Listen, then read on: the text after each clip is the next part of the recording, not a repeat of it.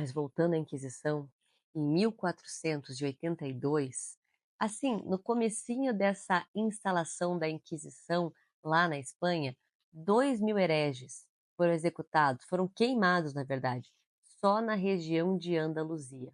A Inquisição espanhola, ela só vai deixar de existir em 1813. O Napoleão, gente, quando ele invadiu a Espanha em 1800, ele ficou aterrorizado com os porões de tortura que ele encontrou em vários lugares da Espanha. E ele vai tentar ali combater isso, né?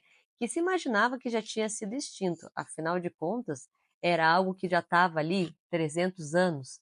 Não era mais para estar acontecendo de esticar o cara até rasgar a pele, de colocar na roda, de colocar aquele gancho que prendia aqui e no peito, e outras torturas medievais, como por exemplo a Dama de Ferro.